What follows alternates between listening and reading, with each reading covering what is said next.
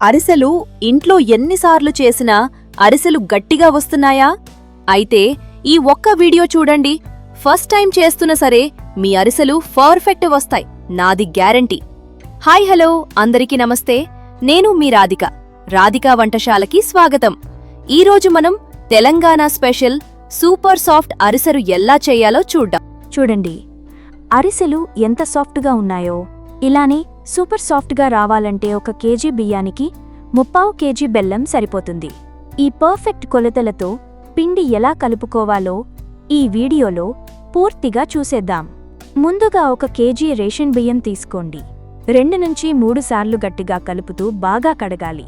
తరువాత నీళ్లు పూర్తిగా పారబోసి మళ్ళీ నిండుగా నీళ్లు పోసి ఒక నైట్ మొత్తం నానబెట్టాలి.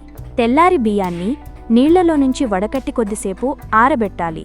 తడి పూర్తిగా ఆరకముందే గిర్నిలో మెత్తగా పిండి పట్టించాలి. పట్టించిన పిండిని కొద్దిసేపు అలాగే ఉంచి తర్వాత జల్లెడ పట్టాలి. తడి ఇంకా ఉన్నప్పుడే పిండిని చేతితో గట్టిగా అదిమి ఉంచాలి. ఇప్పుడు 750 గ్రాముల బెల్లం తీసుకుని చిన్న చిన్న ముక్కలుగా చితక్కొట్టాలి.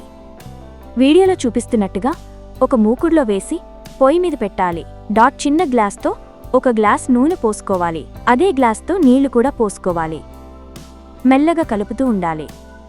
కొద్దిసేపటి తరువాత 10 నుంచి 12 యాలకులు పొడి చేసి ఇందులో వేసుకోవాలి.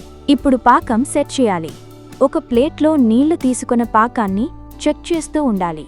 పాకం నీళ్లలో కరిగిపోకూడదు. చేతితో తీస్తే మెత్తగా ఉండాలి. వేలితో ఒత్తితే జల్లిలా సాగాలి. ఇదే కరెక్ట్ పాకం. పాకం రాగానే గిన్నె దింపుకోవాలి. పిండిని కొద్ది కొద్దిగా పోస్తూ ఉండలు లేకుండా ఫాస్ట్గా కలపాలి. ఈ పిండి చపాతి పిండి కంటే కొంచెం మెత్తగా ఉండాలి. మరీ గట్టిగా కలపొద్దు.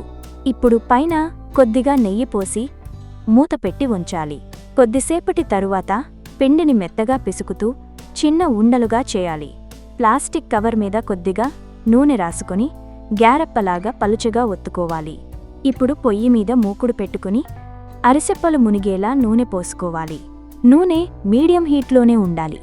ఎక్కువ హీట్ ఉంటే అరిసెలు మాడిపోతాయి. ఒత్తుకున్న అరిసెప్పలను ఒక్కొక్కటిగా నూనెలో వేయాలి. నూనెలో పైకి తేలిన తర్వాత మరోవైపుకు తిప్పుకోవాలి. లైట్ గోల్డెన్ బ్రౌన్ కలర్ వచ్చేదాకా వేయించాలి.